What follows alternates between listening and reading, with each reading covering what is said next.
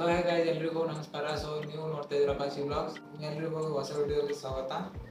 ನಾನು ಈ ವಿಡಿಯೋ ಮಾಡೋದು ಮೇನ್ ಉದ್ದೇಶ ಏನಂತಂದರೆ, ನೀವು ಎಲ್ಲ ಇವಾಗ ಎಲ್ಲರೂ ಪಿ ಯು ಸಿ ಆಯಿತು, ಪಿ ಜಿ ಎಕ್ಸಾಮ್ ಆಯಿತು, ಪಿ ಜಿ ಸಿ ಇಟ್ ಎಲ್ಲ ಎಕ್ಸಾಮ್ ಕೊಟ್ಟು ಅಡ್ಮಿಷನ್ ತೊಗೋಬೇಕು ಅಂತ ಇದ್ದಾರೆ. ಸೊ ಅವ್ರಿಗೆ ಏನಂದರೆ, ನೀವು ಬಿ ಟಿ ಯಾವ ಥರ ಇದೆ ಕಾಲೇಜು, ಯಾವ ಥರ ಇಲ್ಲ ಅಂತ ನನಗೆ ಕಮೆಂಟ್ ಬರ್ತಾಯಿದ್ವು. ಸೊ ಅದ್ರ ಸಲುವಾಗಿ ನಾನು ಇದು ಒಂದು ವಿಡಿಯೋ ಮಾಡಿ ನಿಮಗೆಲ್ಲ ಇನ್ಫಾರ್ಮೇಷನ್ನ ಕೊಡಬೇಕು ಅಂತ ಈ ವಿಡಿಯೋ ಮಾಡ್ತಾಯಿದ್ದೀನಿ. ಸೊ ಈ ವಿಡಿಯೋನ ನಾನು ಇವಾಗ 12 ಗಂಟೆ ಆಗಿದೆ, 12-12:30 ಆಗಿರ್ಬೋದು ಮೋಸ್ಟ್ಲಿ. ಸೊ ರಾತ್ರಿ 12 ಗಂಟೆಗೆ ಮಾಡ್ತಾಯಿದ್ದೀನಿ. ಯಾಕಂದರೆ ನಾನು ಕೂಡ ನನ್ನ ಪ್ರಾಜೆಕ್ಟು ಸ್ವಲ್ಪ ಕೆಲಸ ಇದೆ, ಸೊ ಅದರಲ್ಲಿ ಬ್ಯುಸಿ ಇದ್ದೀನಿ. ಬಟ್ ನೀವು ಕಮೆಂಟ್ ಮೇಲೆ ಕಮೆಂಟ್ ಮಾಡ್ತಾಯಿದ್ದೀರಿ. ಸೊ ಅದು ನನಗೂ ಸ್ವಲ್ಪ ಒಂಥರ ಅನ್ನಿಸ್ತು. ಯಾಕಂದರೆ ನಿಮ್ಮದು ಲೈಫು ಕರಿಯರು ಡಿಸಿಷನ್ ಅಲ್ವಾ, ಯಾವ ಕಾಲೇಜ್ ಮಾಡಿದರೆ ಚೆನ್ನಾಗಿರುತ್ತೆ ಅಂತ. ನಿಮಗೋಸ್ಕರ ನಾನು ಕೆಲಸನ ಇವಾಗ ಮುಗಿಸ್ಕೊಂಡು ನಿಮ್ಗೆ ಒಂದು ಟೈಮ್ ಕೊಟ್ಟು ವಿಡಿಯೋನ ನಿಮಗೆ ಇನ್ಫಾರ್ಮೇಷನ್ ಕೊಡಬೇಕಂತ ವಿಡಿಯೋ ಮಾಡ್ತಾಯಿದ್ದೀನಿ.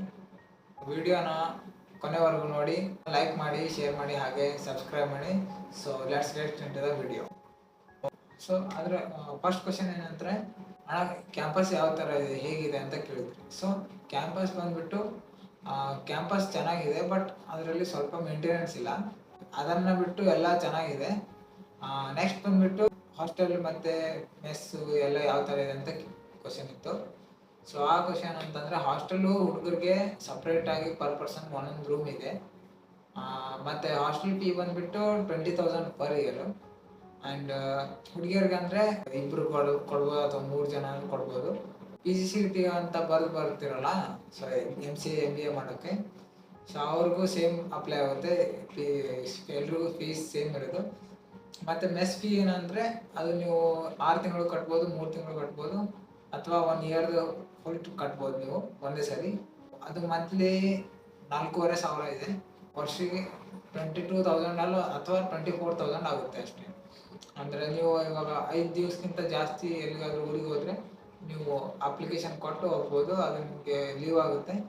ಸೊ ಆ ಅಮೌಂಟ್, ಅಷ್ಟು ದಿವಸದ ಅಮೌಂಟ್ ಏನಿರುತ್ತಲ್ಲ, ಸೊ ಅದನ್ನು ಅವರು ಕನ್ಸಿಡರ್ ಮಾಡೋದಿಲ್ಲ, ಲೀವ್ ಅಂತ ಹಾಕ್ಬಿಟ್ಟು ಅಷ್ಟು ದಿವಸದೇನು ಇರುತ್ತಲ್ಲ ಅಮೌಂಟು, ನೀವು ಸೇವ್ ಮಾಡ್ದಂಗೆ ಆಗುತ್ತೆ. ಸೊ ಮುಂದೆ ನೆಕ್ಸ್ಟ್ ಮಂತಲ್ಲೇ ಅದು ಸ್ವಲ್ಪ ಕಡಿಮೆ ಆಗುತ್ತೆ ನಿಮ್ಮದು ಫೀಸು. ಒಂದು ವರ್ಷಕ್ಕೆ ನೀವು 24,000 ತುಂಬೋದು. ನೀವು ಸಪೋಸ್ 4,000 ಕಡಿಮೆ ಆಗೋಷ್ಟು ಲೀವ್ಸನ್ನು ತೊಗೊಂಡ್ರೆ ನೀವು 20,000 ವರ್ಷಕ್ಕೆ ಖರ್ಚು ಮಾಡ್ದಂಗೆ ಆಗುತ್ತೆ ಅಷ್ಟೇ. ಆ್ಯಂಡ್ ಹಾಸ್ಟೆಲ್ ಬಗ್ಗೆ ಇನ್ನೊಂದು ಏನು ಹೇಳ್ಬೇಕಂದ್ರೆ, ನೀವು SC ST ಕಾಸ್ಟ್ ಇದ್ದರೆ ನಿಮಗೆ ಹಾಸ್ಟೆಲ್ ಫ್ರೀ ಮತ್ತು ಮೆಸ್ ಫೀ ಕೂಡ ರಿಫಂಡ್ ಆಗುತ್ತೆ. ಜನರಲ್ ಕ್ಯಾಟಗರಿ ಇದ್ದರೆ ನೀವು ಎಲ್ಲ ಫೀ ಕಟ್ಟಬೇಕಾಗುತ್ತೆ, ನಿಮಗೆ ಏನು ರಿಫಂಡ್ ಇಲ್ಲ, ಏನಿಲ್ಲ. SC ST ಕ್ಯಾಟಗರಿಗಳಿಗೆ ಪ್ರೊಜೆಕ್ಟ್ ಟೈಮಲ್ಲಿ 5,000 ಕೊಡ್ತಾರೆ, ಹಾಗೆ ಮತ್ತು ಒಂದು ಫ್ರೀ ಲ್ಯಾಪ್ಟಾಪ್ ಕೊಡ್ತಾರೆ. ಸೊ ಇವೆಲ್ಲ SC ST ಕ್ಯಾಟಗರಿ ಬೆನಿಫಿಟ್ ಇದೆ. ನಿಮಗೆ ಕಾಲೇಜ್ ಫೀ ಬಂದುಬಿಟ್ಟು, ನೀವು ಕಾಲೇಜ್ ಏನು ಫೀ ಕಟ್ತಿರಲ್ಲ, ಸೊ 30,000 ಕಾಲೇಜ್ ಫೀ ಆಗುತ್ತೆ, ಮತ್ತು ಬಿಲ್ಡಿಂಗ್ ಫಂಡ್ 10,000 ಇದು ಕಟ್ಟಬೇಕಾಗುತ್ತೆ ಪ್ರತಿ ವರ್ಷ. ಮತ್ತು ಸೆಕೆಂಡ್ ಇಯರಲ್ಲಿ ಸ್ವಲ್ಪ ಕಡಿಮೆ ಆಗುತ್ತೆ. ಆ್ಯಂಡ್ ನೀವು SC ST ಗೌರ್ಮೆಂಟ್ ಫೀ ಕೂಡ ನಿಮಗೆ 500 ಇದೆ. ಆ್ಯಂಡ್ ನೀವು ಬರೀ ಬಿಲ್ಡಿಂಗ್ ಫಂಡ್ ಕಟ್ಟಬೇಕಾಗುತ್ತೆ. ಅದು ಒಂದು ಪರ್ಟಿಕ್ಯುಲರ್ ಇನ್ಕಮ್ ರೇಂಜ್ ಇದೆ, ಸೊ ಅವ್ರಿಗಷ್ಟೇ ಅಪ್ಲೈ ಆಗೋದು.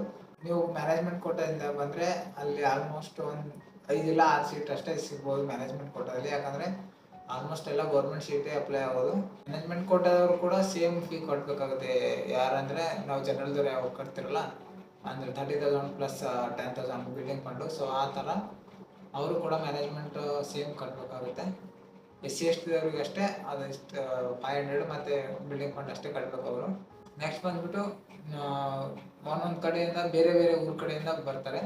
ಸೊ ನಾನು ಬಂದುಬಿಟ್ಟು ಬೀದರಿಂದ ಬರ್ತಿದ್ದೀನಿ. ಸೊ ನನಗೆ ಒಂದು ಕಮೆಂಟ್ ಬಂದಿತ್ತು, ಅಣ್ಣ ಬೀದರ್ ಟು ಬೆಳಗಾವಿ ಏನಾದರೂ ಟ್ರೈನ್ ಇದೆಯಾ ಅಥವಾ ಬಸ್ ಇದೆಯಾ ಅಂತ ಕ್ವಶನ್ ಬಂದಿತ್ತು. ಸೊ ಆ ಕ್ವಶನ್ಗೆ ಏನಂದರೆ, ನೀವು ಬಸ್ಸಲ್ಲಿ ಬಂದರೆ ಡೈರೆಕ್ಟ್ ಈ ಸುಕುಮಾ ಅಥವಾ VRL ಬುಕ್ ಮಾಡ್ಬೋದು. ನೀವು ಬೀದರ್ ಟು ಬೆಳಗಾವಿ ಮಾಡ್ಬೋದು. ಅದೇ ನೀವು ಟ್ರೈನಿಗೆ ಬರಬೇಕಂದ್ರೆ ನೀವು ಬೆಳಗಾವಿ ಡೈರೆಕ್ಟ್ ಟ್ರೈನ್ ಇಲ್ಲ, ಬಟ್ ಹುಬ್ಬಳ್ಳಿಯಿಂದ ಗುಲ್ಬರ್ಗಕ್ಕಿದೆ, ಮತ್ತು ಗುಲ್ಬರ್ಗದಿಂದ ಬೀದರ್ ಅದು ಲೋಕಲ್ ಟ್ರೈನ್ ಹೊಡ್ಬೋದು, ಅಥವಾ ನೀವು ಬಸ್ಸಿಂದ ಬರ್ತೀರ ಅಂದರೆ ಬಸ್ಸಿಂದ ಬರ್ಬೋದು. ಸೊ ಈ ರೂಟ್ ಆಗುತ್ತೆ ಟ್ರೈನ್ ಅಂದರೆ. ಇಲ್ಲಿ ಹುಬ್ಬಳ್ಳಿಯಿಂದ ನೀವು ಈ ಕಡೆ ಅಂದರೆ ಟ್ರೈನು ಬರ್ಬೋದು, ಬಟ್ ಲೇಟ್ ಆಗುತ್ತೆ. ಬಸ್ಸಿಂದ ಬಂದರೆ ಬೇಗ ಬರ್ಬೋದು ನೀವು ಅಷ್ಟೇ. ಮತ್ತು ನೀವು ಕಾಲೇಜ್ ರೂಲ್ಸ್ ಏನಂತಂದರೆ, ನೀವು ಹುಡುಗಿಯರಾಗಿದ್ದರೆ ನೀವು 7 ಗಂಟೆವರೆಗೆ ಹಾಸ್ಟೆಲೇಟ್ಸ್ ಇದ್ದರೆ 7 ಗಂಟೆ ಒಳಗಡೆ ಇರ್ಬೇಕು ನೀವು. ಆ್ಯಂಡ್ ಹುಡುಗರಿದ್ದರೆ ಹುಡುಗರಿಗೆ ಲಾಸ್ಟು 9 ಗಂಟೆ ಒಳಗಡೆ ಇರಬೇಕು. ಇಲ್ಲ ಅಂದರೆ ಫೈನ್ ಅದು ಇದು ಅಂತ ಹೇಳ್ತಾರೆ. ನೋಡ್ಬೋದು, ನಿಮಗೆ ಮ್ಯಾನೇಜ್ ಮಾಡ್ಬೋದು. ಇನ್ನೂ ಏನಾದರೂ ನಿಮಗೆ ಕ್ವಶನ್ಸ್ ಇದ್ದರೆ ನೀವು ಕಮೆಂಟ್ ಬಾಕ್ಸಲ್ಲಿ ಕಮೆಂಟ್ ಮಾಡಿ, ನಾನು ರಿಪ್ಲೈ ಕೊಡ್ತೀನಿ. ಸೊ ನನಗೆ ಇಷ್ಟು ಕಮೆಂಟ್ಸ್ ಬಂದಿದ್ದು ಕ್ಲಾಸಸ್ ಯಾವ ಥರ ನಡೀತಿದೆ ಅಂತ. ಇನ್ನೊಂದು ಕ್ವಶನ್ ಬಂದಿತ್ತು. ಸೊ ಕ್ಲಾಸಸ್ ಚೆನ್ನಾಗಿದೆ, ಬಟ್ ಹೇಳೋ ಮೆಥಡ್ ಏನಿದೆಯಲ್ಲ, ಸೊ ಅದು ಸ್ವಲ್ಪ ಬೋರಿಂಗ್ ಅನಿಸುತ್ತೆ. ಯಾಕಂದರೆ ಎಲ್ಲರೂ ಬರ್ತಾರೆ, PPT ಓದ್ತಾರೆ, ಹೋಗ್ತಾರೆ. ನಾನು ಹೇಳೋದೇನೆಂದರೆ, ನೀವು ಸೆಲ್ಫ್ ಸ್ಟಡಿ ಮಾಡಿ, ಆಲ್ಮೋಸ್ಟ್ ಸ್ಕಿಲ್ ಮೇಲೆ ಫೋಕಸ್ ಮಾಡಿ. ಆ್ಯಂಡ್ ಇನ್ನೊಂದು ಕ್ವಶನ್ ಬಂದುಬಿಟ್ಟು, ಅಣ್ಣ ಕ್ಲಾಸಸ್ ಯಾವಾಗ ಸ್ಟಾರ್ಟ್ ಆಗುತ್ತೆ ಅಂತ ಕೇಳಿದ್ವಿ. ಸೊ ಕ್ಲಾಸಸ್ಸು ಬೇಗನೆ ಸ್ಟಾರ್ಟ್ ಆಗುತ್ತೆ. ಅವರು ಮೊದಲು ಗ್ರೂಪ್ ಮಾಡ್ತಾರೆ, ಗ್ರೂಪ್ ಮಾಡಿ ಅದಾದಮೇಲೆ ಅವರು ಮೆಸೇಜ್ ಹಾಕ್ತಾರೆ ಈ ದಿವಸದಿಂದ ಸ್ಟಾರ್ಟ್ ಆಗುತ್ತೆ ಅಂತ. ಸೊ ಟೈಮ್ ಟೇಬಲ್ ಪ್ರಿಪೇರ್ ಆದಮೇಲೆ ಅವ್ರಿಗೆ ಕಂಟಿನ್ಯೂಸ್ ಆಗಿ ಕ್ಲಾಸಸ್ ತೊಗೋತಾರೆ. PTU ಅಲ್ಲಿ ಅಟೆಂಡೆನ್ಸ್ ಕಂಪಲ್ಸರಿ ಇದೆ. ಅಟೆಂಡೆನ್ಸ್ ಇಲ್ಲ ಅಂದರೆ ಸುಮ್ಮನೆ ಕಾಡ್ತಾರೆ. ಸೊ ಕ್ಲಾಸಸ್ ಅಟೆಂಡ್ ಆಗಿ, ಅದು ಕ್ಲಾಸ್ ಅಂತ ತಿಳಿತೋ ಇಲ್ಲೋ ಗೊತ್ತಿಲ್ಲ, ಬಟ್ ಅಟೆಂಡೆನ್ಸ್ ಅಂತ ಕಂಪಲ್ಸರಿ ಇದೆ. ಸೊ ನೀವು ಅಟೆಂಡ್ ಆಗಲೇಬೇಕು. ಪ್ಲೇಸ್ಮೆಂಟ್ ಬಗ್ಗೆ ಒಂದು ಕ್ವಶನ್ ಬಂದಿತ್ತು. ಸೊ ಪ್ಲೇಸ್ಮೆಂಟ್ ಅಂದರೆ ನಮ್ಮ ಬ್ಯಾಚಿಗಂತೂ ಬಂದಿಲ್ಲ, ಮೋಸ್ಟ್ಲಿ ರಿಸೆಷನ್ಗೋಸ್ಕರ ಬಂದಿದೆ ಅಥವಾ ಗೊತ್ತಿಲ್ಲ. ಬಟ್ ನಮ್ಮ ಸೀನಿಯರ್ಸ್ಗೆ 2-3 ಕಂಪ್ನಿ ಬಂದಿದ್ದು, ಅದರಲ್ಲಿ ಒಂದು 4-5 ಜನ ಏನೋ ಸೆಲೆಕ್ಟ್ ಆಗಿದ್ರು. ಬಟ್ ನಮ್ಮ ಬ್ಯಾಚಿಗೆ ಒಂದು ಕಂಪ್ನಿ ಬಂದಿಲ್ಲ. ನೋಡಬೇಕು ನೆಕ್ಸ್ಟ್ ಬರುತ್ತೋ ಇಲ್ವೋ ಅಂತ. ಬಟ್ ರೋಬೋಟಿಕ್ಸ್ ಫಸ್ಟ್ ಬ್ಯಾಚ್ ಹೊರಗೆ ಹೋಗಿದ್ದು ನಾವು ಬಂದ ಮೇಲೆ. ರೋಬೋಟಿಕ್ಸ್ ಫಸ್ಟ್ ಬ್ಯಾಚು ಮತ್ತು CS ಫಸ್ಟ್ ಬ್ಯಾಚು, BTech ಏನಿರುತ್ತಲ್ಲ, ಸೊ ಅವರು ಫಸ್ಟ್ ಬ್ಯಾಚ್ ಹೋಗಿದ್ರು. ರೋಬೋಟಿಕ್ಸ್ಗೆ ಒಂದು 10 ಜನ ಏನೋ ಪ್ಲೇಸ್ಟ್ ಆಗಿದ್ರು. CS ಅಲ್ಲಿ ಯಾರೂ ಆಗಿಲ್ಲ, ಯಾಕಂದ್ರೆ ಕಂಪ್ನಿನೇ ಬಂದಿಲ್ಲ.